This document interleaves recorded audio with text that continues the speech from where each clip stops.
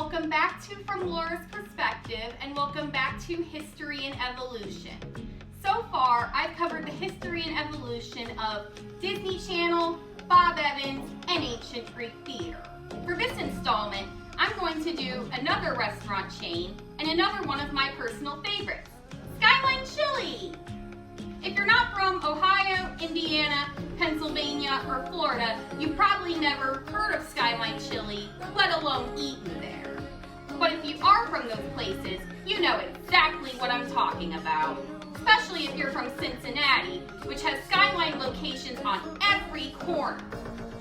I'm from Akron, Ohio, and my family and I ate out there a lot when I was growing up, and we usually go there when my mom comes to visit me and my sister in Ada.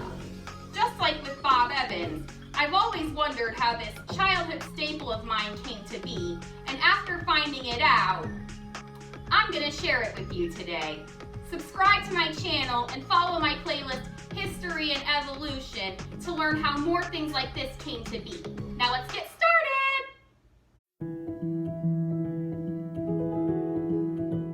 In 1912, Nicholas Lambrinides immigrated to Cincinnati, Ohio from Castoria, Greece. Lambrinides was too poor to bring his wife to America, so when he got there, he cooked his family recipes for a railroad crew in a hotel kitchen in order to make the money so that his wife could join them, and this eventually led to the founding of a short-order diner. After nearly a decade of this, Lambrinides' wife was finally able to join him in Cincinnati, where they raised 5 sons together. By 1949, when all of Lambrinides' sons had come of age, they opened a restaurant near the top of Price Hill at the intersection of what is now Quebec and Glenway Avenue. He named the restaurant Skyline Chili as a reference to the view of downtown Cincinnati one got while looking out the windows of the building. In this neighborhood that was made up predominantly of Roman Catholic immigrants, this led to some resistance at first. But the restaurant eventually came to be at its busiest on Thursdays and Saturdays, the days before and after Catholics abstained from meat during Lent. In 1953, the Lambrinides family opened a second Skyline Chili location, which itself multiplied throughout Cincinnati and the surrounding area throughout the 1960s. In 1962, Lambrinides died at the age of 82.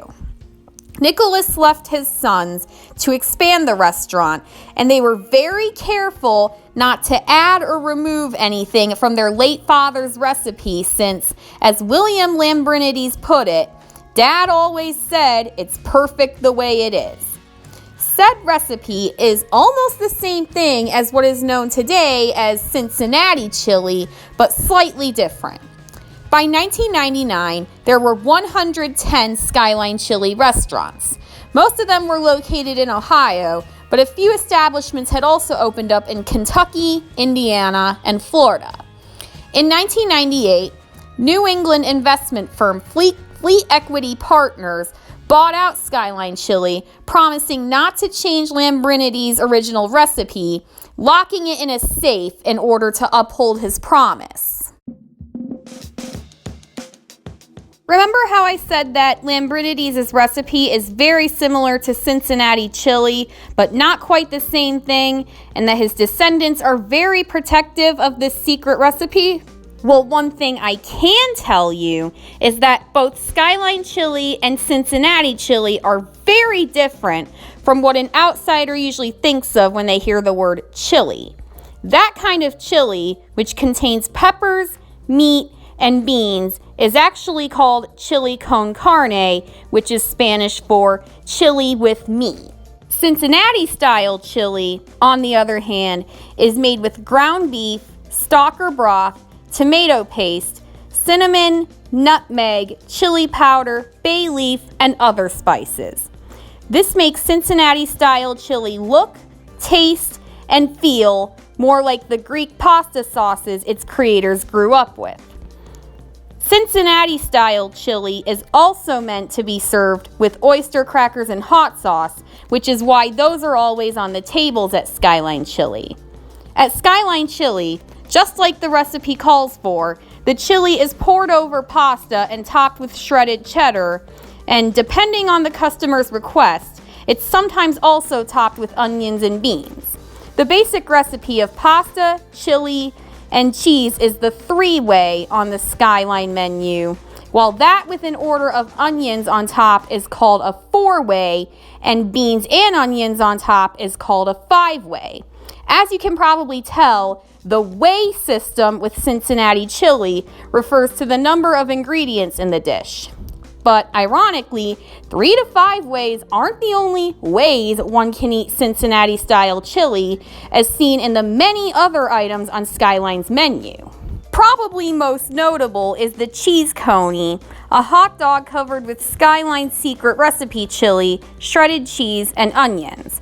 There's also the chili cheese sandwich, which is essentially a coney without the hot dog meat. The chili can also be served in burritos, wraps, soup bowls, fries, and baked potatoes. As of today, Skyline Chili has 160 locations throughout 4 states, but I think you can guess where the bulk of them are concentrated. It's considered a fast casual restaurant with dine-in, carry-out, and drive-through service. If you're really crazy about Skyline, you can even get some cans of Skyline at chili at Ohio grocery stores, particularly the Cincinnati-based Kroger. Thank you all so much for watching. If you yourself are an Ohioan or otherwise a fan of Skyline, I hope you enjoyed learning about what Skyline actually is and how it came to be, and that I even got you craving a little Cincinnati chili. If you've somehow never tasted Skyline, I hope I've gotten you interested in trying it sometime, because trust me, you'll be glad you did.